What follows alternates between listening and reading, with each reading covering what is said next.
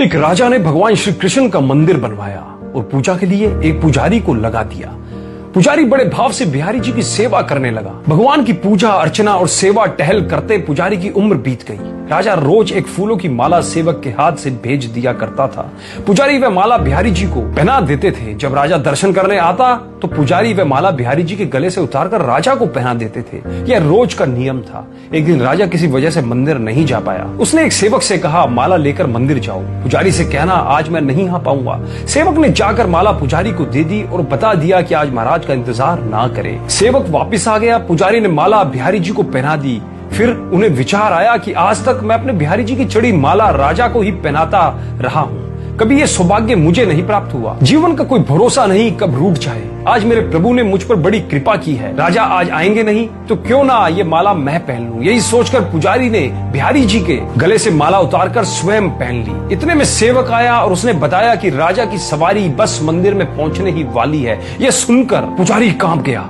उसने सोचा, अगर राजा ने माला मेरे गले में देख ली तो मुझ पर क्रोधित होंगे। इस भय से उन्होंने अपने गले से माला उतारकर बिहारी जी को फिर से पहना दी। जैसे ही राजा दर्शन को आया तो पुजारी ने नियम अनुसार फिर से वह माला उतारकर राजा के गले में ही पहना दी। माला पहना रहे थे तभी राजा को माला में एक सफेद बाल दिखा। राजा को सारा माजरा समझ आ गया कि पुजारी ने माला स्वयं पहन ली थी और फिर निकालकर वापस डाल दी होगी। पुजारी ऐसा छल करता है ये सोचकर राजा को बहुत गुस्सा आया। उसने पुजारी जी से पूछा, पुजारी जी ये सफेद बाल किसका है? पुजारी को लगा कि अगर सच बोलता हूं तो राजा दंड दे देंगे, इसलिए जान छुड़ाने के लिए पुजारी ने कहा, महाराज ये सफेद बाल तो बिहारी जी का है। अब तो राजा गुस्से से आग बबूला हो गया कि ये पुजारी झूठ पर झूठ बोले जा रहा है। भला बिहारी जी के बाल भी कहीं सफेद होते हैं? राजा ने कहा, पुजारी अगर ये सफेद बाल बिहारी जी का है तो सुबह श्रृंगार के समय मैं आऊंगा और देखूंगा कि बिहारी जी के बाल सफेद है या काले। अगर बिहारी जी के बाल काले निकले तो आपको फांसी दे दी जाएगी। राजा हुक्म सुनाकर चला गया। पुजारी रोकर बिहारी जी से विनती करने लगा, प्रभु मैं जानता हूँ आपके सम्मुख मैंने झूठ बोलने का अपराध किया।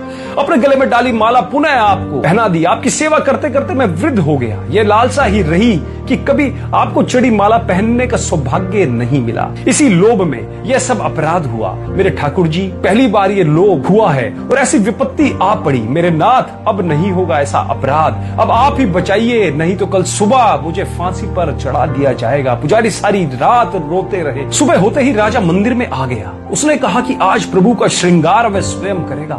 इतना कहकर राजा ने जैसे ही मुकुट हटाया तो हैरान रह गया। बिहारी जी के सारे बाल सफेद थे। राजा को लगा पुजारी ने जान बचाने के लिए बिहारी जी के बाल रंग दिए होंगे। गुस्से में तमतमाते हुए उसने बाल की जांच करनी चाहिए, बाल असली है या नकली। अब समझने के लिए उसने जैसे ही बिहारी जी के बाल तोड़े, बिहारी जी के सर से खून की धार बहने लगी। राजा ने प्रभु के चरण पकड़ लिए और क्षमा मांगने लगा। बिहारी जी की मूर्ति से आवाज आई, राजा तुमने आज तक मुझे केवल मूर्ति ही समझा, इसलिए आज से मैं तुम्हारे लिए मूर्ति ही हूँ। पुजारी जी मुझे साक्षात भगवान समझते हैं। उनकी श्रद्धा की लाज रखने के लिए आज मुझे अपने बाल सफेद करने पड़े, वह रक्त की धार भी बहानी पड़ी। तुझे समझाने के लिए कहते हैं, समझो तो देव नहीं तो पत्थर। श्रद्धा हो तो उन्हीं पत्थर में भगवान सप्राण होकर भक्त से मिलने आ जाएंगे, अन्यथा तो सभी लोगों को उसमें पत्थर ही दिखता है। अतः मैं उम्मीद करता हूँ भगवान श्री कृष्ण की, भगवान श्री बांके बिहारी लाल जी की इस कथा, इस चमत्कारी कहानी ने आपके दिल को जरूर छुआ होगा।